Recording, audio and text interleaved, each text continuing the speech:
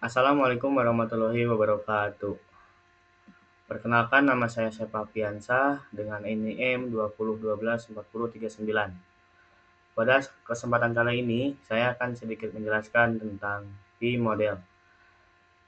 P-model ini adalah salah satu metode pengembangan sistem yang cukup populer, terutama di bidang yang butuh ketelitian tinggi. Jadi, apa itu P-model?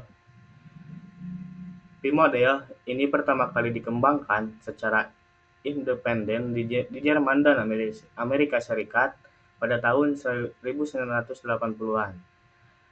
Simpelnya gini, P-model itu adalah pengembangan dari model waterfall. Bedanya, di P-model, setiap tahap pengembangan langsung dipasangkan sama tahap pengujian yang sesuai. Jadi pengujian bukan dipikirkan belakangan, tapi direncanakan dari awal. Kalau kita lihat bentuknya sesuai namanya, ini berbentuk huruf P. Sisi kiri itu berisi proses pengembangan atau verifikasi. Sisi kanan berisi pengujian atau validasi. Dan di titik paling bawah itu tempat coding atau implementasi dilakukan. Jadi alurnya turun dulu sambil merancang sistem, coding di bawah, lalu naik lagi ke atas sambil menguji. Simple tapi terstruktur banget. Nah, sekarang kita jelasin sisi verifikasi. Yang pertama ada requirement analysis. Ini tahap paling awal. Di sini kita kumpulin semua kebutuhan dari pengguna atau customer. Mereka maunya apa, sistemnya harus bisa ngapain. Ini penting banget karena kalau salah paham di sini, semua tahap berikutnya bisa ikut melenceng. Yang selanjutnya ada sistem desain. Setelah kebutuhan jelas, sistem mulai dirancang. Hasilnya berupa spesifikasi perangkat lunak, struktur data, dan gambaran umum sistem yang mau dibangun.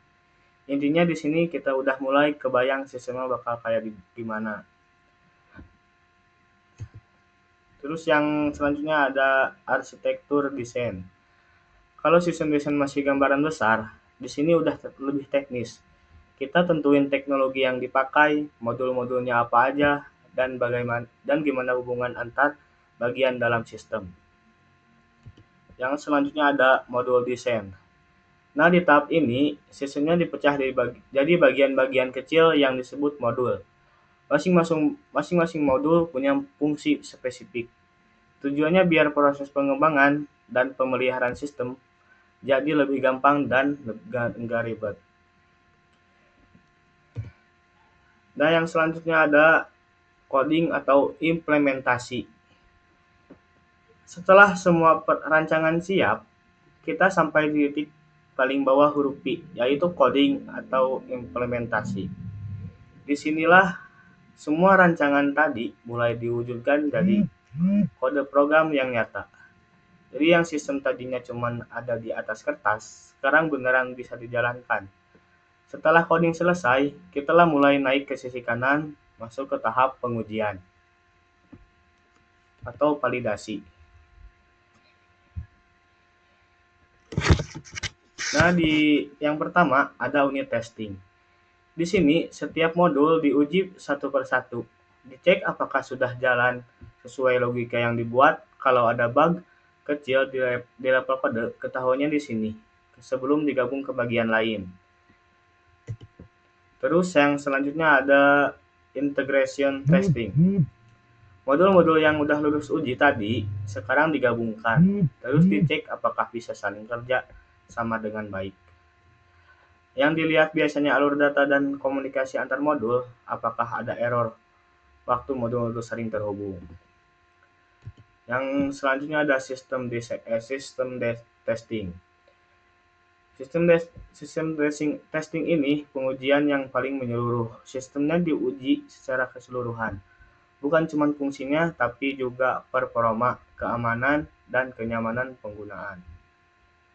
Yang selanjutnya ada acceptance testing. Ini tahap pengujian paling akhir dan yang ngelakuin langsung pengguna. Tujuannya untuk mastiin apakah sistem udah sesuai sama kebutuhan awal yang diminta. Kalau lolos di sini, sistemnya siap dipakai. Yang selanjutnya ada kekurangan dan kelebihan. Nah, kayak metode lainnya, P-model juga punya kelebihan dan kekurangan. Untuk kelebihannya, terstruktur dan disiplin. Urutannya jelas banget. Cocok kalau kebutuhan aja udah pasti dari awal, mudah dipahami, pengelolaannya gampang karena prosesnya rapi.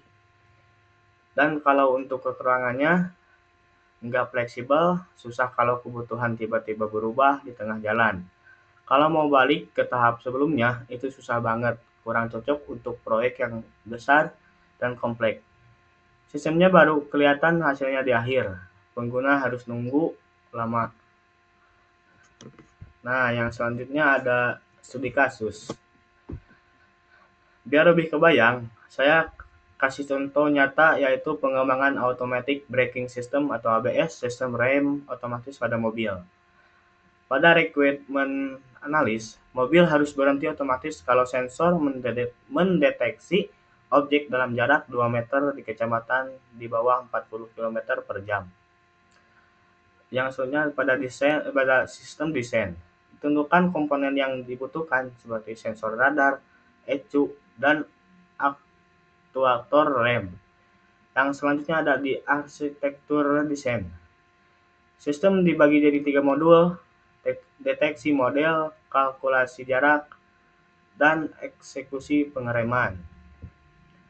Yang selanjutnya ada di modul desain. Dibuat algoritma pengereman supaya gak terjadi slip. Yang selanjutnya ada di coding atau implementasi. Semua modul ditulis dalam kode program.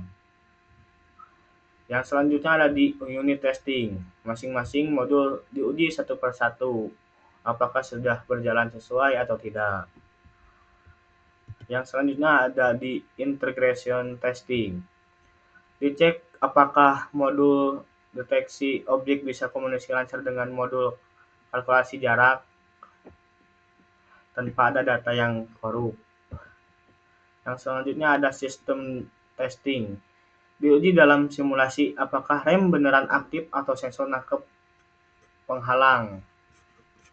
Yang selanjutnya ada acceptance testing.